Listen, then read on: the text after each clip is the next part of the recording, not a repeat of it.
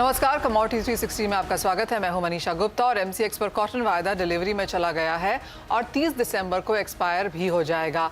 नया नियम ना आने से जनवरी वायदा अभी तक नहीं आया है। ऐसे में स्पॉट में हमने कॉटन के दाम जोरदार गिरते हुए देखे हैं। एक दिन में दाम 1000 रुपये प्रति क्विंटल तक लुढ़क गए हैं।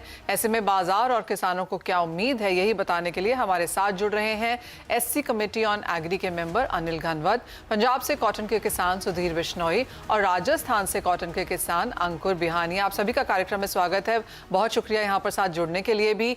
कॉटन में ऑफ कोर्स हमने बहुत उठापटक देखी है। पिछले एक साल में यहाँ पर ऑल टाइम हाईज बनते हुए नजर आए और उसके बाद अच्छी खासी गिरावट भी यहाँ पर देखने को मिली। काफी हद तक टेक्सटाइल इंडस्ट्री ने यह भी कहा कि पहले तो ज्यादा दामों की वजह से यहाँ पर टेक्सटाइल मिलों को अपनी कैपेसिटी बंद करनी पड़ी और उसके बाद यहाँ पर किसानों ने काफी हद तक हाथ रोक लिया, कॉटन को बाजार में नहीं लेकर आए। और पिछले साल के कंपैरिजन में अगर देखें तो करीबन 15 से 20 लाख बेल कम आई है बाजार में, जिसका असर यहाँ पर प्राइसेस में रहा है। वायदा का कितना असर है जानने के लिए कोशिश करते हैं। सुधीर जी, पहले आपसे जानना चाहेंगे पंजाब में कॉटन के भावों के क्या हाल हैं और वायदा से आपको कोई यहाँ पर रेफरेंस प्राइस के लिहाज से कोई फर्क पड़ता है या नहीं?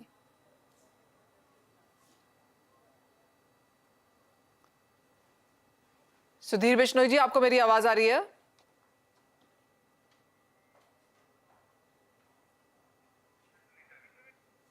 सुधीर जी से यहाँ पर संपर्क फिर से जोड़ने की कोशिश करेंगे, लेकिन अनिल जी तब तक आपसे समझ लेते हैं। आपसे हम पहले भी बात कर रहे थे कि वायदा होना यहाँ पर ज़रूरी है, एक फ्यूचर प्राइस सेंस की यहाँ पर हमें समझ पड़ती है। यहाँ पर ऑफ कोर्स कॉटन के भाव बहुत ऊपर गए थे, उसके बाद काफ़ी हद तक मुनाफा वसूली भी आई, लेकिन क्योंकि टेक्सटाइल इंडस्ट्री की तरफ से यहाँ पर काफ़ी सारी दिक्कतें थी, उन्होंने काफ़ी रिप्रेजेंटेशंस भी यहाँ पर किए।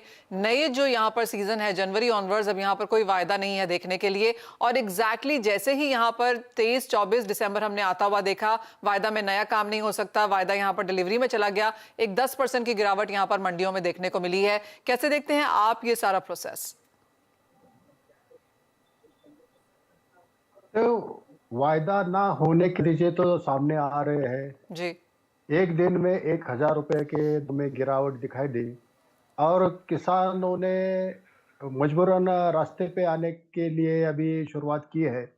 नंदुरबार में कल हजारों किसान रास्ते पे उतरे, रास्ता रोको किया और ये जो गिरावट है ये पीछे ली जाए या गिरावट होने से रोके सरकार को, वो डिमांड कर रहे हैं। ये गिरावट क्यों हो रही है? तो जनवरी के जो वायदे होते हैं वो अक्टूबर से ही शुरू हो जाते हैं। 9 दिसंबर तक कितने अराइवल्स होगी, टोटल प्रोडक्शन कितना होगा, डिमांड क्या रहेगी, इसका पिक्चर क्लियर हो जाता है और फिर जो भी इसमें ट्रेड कर रहे हैं वो अपना दाम तय कर लेते हैं। हेजिंग की भी सुविधा उपलब्ध हो जाती है और जो रिस्क मैनेजमेंट होता है वो रिस्क मैनेजमेंट के लिए वो हेजिंग कर सकते हैं। लेकिन सेबी ने इजाजत ना देने की वजह से अब आगे का कोई पिक्चर क्लियर नहीं है। तो कम से कम लॉस हो, इसलिए वो कम से कम दामों में खरीदी करने की कोशिश करेगा हर ट्रेडर, ये तो नेचुरल है।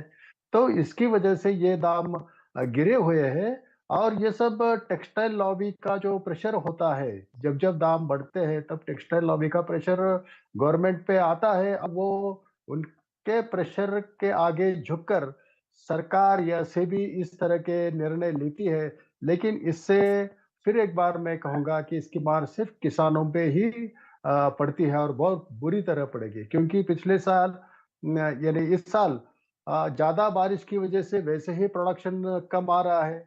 किसानों ने कपास रोक के रखी, 10,000 के ऊपर जाएगा ऐसा आता था, लेकिन अब दाम तो 7,000 के दरमियान आ गए।